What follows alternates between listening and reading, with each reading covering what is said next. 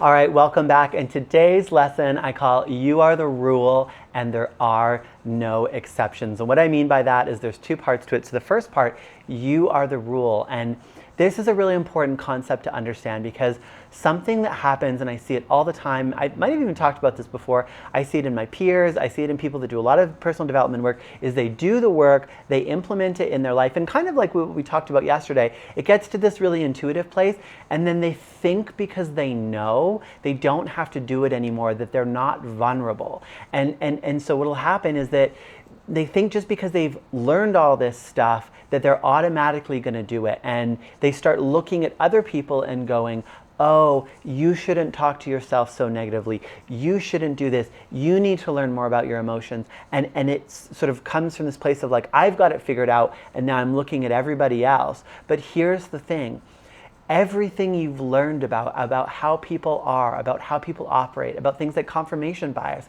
and how the mind looks for proof of what you believe, you are not the exception to that. That's what happens. We learn all of this stuff and we start to get this feeling of empowerment from it, which is great, but then we start to think that we're the exception. That is not good.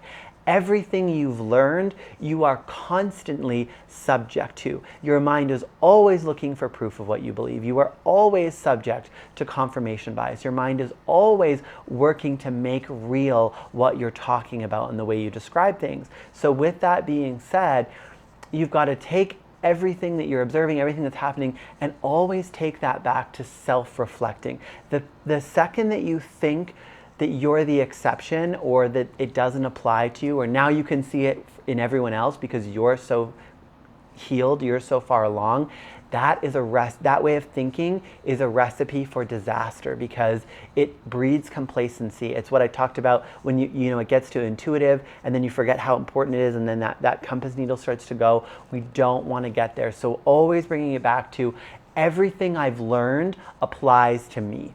And my point of control is, of course, not controlling the environment. It's in reflecting on and controlling myself. So remember that. Part one of that is you are the rule. Part two is there are no exceptions. And it was a little bit confusing because I said you are the rule, not the exception, but that's part one. Part two is there are no exceptions. And what that means is that one of the places that people get themselves into trouble is they go, I know all of this stuff, but this is going to be the exception. And so we talked about in the visualization week, people have this vision of who they want to be, but they go, oh, I'm going to become this other person. I'm going to become this person that has no balance and operates with burnout in order to become this person, that lives this life of balance. And that doesn't, and I would call that making an exception because this is who I want to be, but I'm going to live in this different way because X, Y, Z, whatever story follows, right? So we've kind of already talked about this, but just really reinforcing it. There are no exceptions. That day that comes when you go, oh, I just feel down today. I just want to, bitch and complain with my friend. No, there's no exceptions to this. Once you start doing that, you're starting on a path. And I'm not saying don't acknowledge. You don't have to pretend reality is not happening. You don't have to pretend that negative feelings aren't there. You have to acknowledge where you are. But the second you go, oh, today I'm not going to follow this rule. Today I'm not going to follow this way of being. Today I'm not going to worry about, whatever thing it is that you're sliding on. Don't do that. That's, I'm going to be honest with you, that's my biggest weakness. That is the thing that I struggle with. And it's funny that I use the balance example because that's actually something with me, I thrive when I implement balance in my life, when I have so much time allotted to work, and then I also do nourishing things like spend time in nature, follow my health and fitness routine, eat really healthy, spend time with friends, spend lots of time with my dog. When I have a balance of all that, I show up in the most amazing way for everything I do. But I have a tendency to, have these huge achievements or these huge new areas of success unlocked and then go, oh, well, I'm just going to run a marathon and it's just going to be for a short amount of time.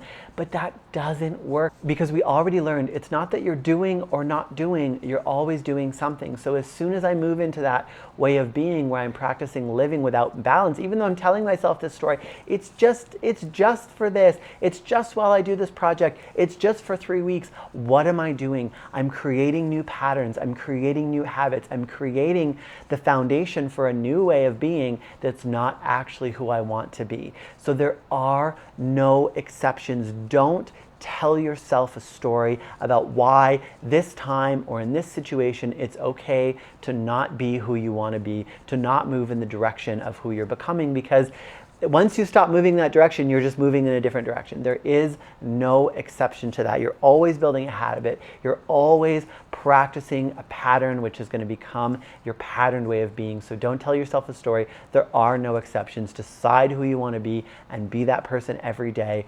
Commit to it, decide it, feel great about it, remind yourself, because that is the only way to truly live that way. Now, another big thing that comes up that I want to talk about is motivation. And I kind of think about motivation as being this push and pull. It's kind of like, you know, you're on a treadmill and there's something you really want in front of you and something you really don't want behind you, like, you know, a great meal or money is in front of you. And if you keep running faster and faster, then you get towards something. And if you go too slow, then you'll roll backwards and maybe you'll get burnt or you'll get electrocuted or something, right? So there's this push and pull to motivation, this desire to move towards something and this desire to move away from something. Now, what that looks like in real life is praise and criticism. And many of us were raised in a world where criticism was the primary way of motivating people. And a lot of us have taken that on board. And hopefully through this course, as you've changed your language, that's something that's really changed. You know, self-praise, going, I'm choosing to do this and I'm choosing to feel good about this. And being like, oh, who are you? You're late. You know, we think that that works. It really doesn't work. Now, there is value in both of them, but it's a lot more praise that we want to have. Praising yourself is going to help you get there so much more quickly than a lot of criticism. You know, and that doesn't mean there aren't days for discernment. There is a time for waking up and going, listen, Michael, we need to have a talk, you know, with yourself. You've really been slacking on this. You've really been slacking on that. This, you know, you need to pull up your pants up and get things going.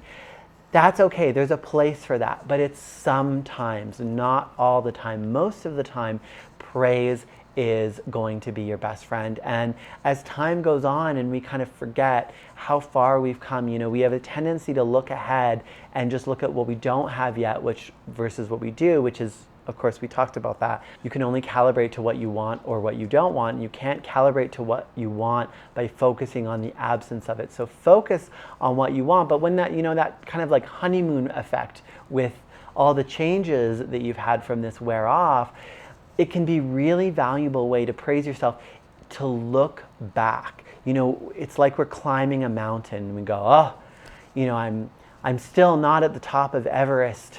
And it's just like, oh, you know, I'm so frustrated, I've been doing this forever and I'm still not at the summit. But if you look down and realize, oh my goodness, I'm 2/3 of the way there, look how far I've come, that can make you feel so much better and make you feel excited again and make it easier to praise yourself. So in your journey, if you're feeling stuck, if you're feeling motivated, take a moment, pause, think about where you were when you started. Think about where you were maybe a year ago or when you were in a difficult time, because we do change, and we change quickly in the sense of weeks, months, years, but what can seem like slowly in the sense of days or, you know, different measures of time. So if you're feeling a lack of ability to authentically praise yourself, just look back on your journey. You know, sometimes something I like to do is go back through my social media or go back through the photo albums in my phone and just scroll back, and you can sort of almost feel how you're feeling about periods in your life change. And I think I find when I do that, such a sense of, you know, gratitude for where I am now. And it really makes you realize the incredible journey that you're on, and that although you may not notice huge strides from day to day once you kind of get used to this way of being, you're still on an incredible journey and you're always moving forward. So You're doing amazing. We're almost at the end. I'll see you in the next video. Bye for now.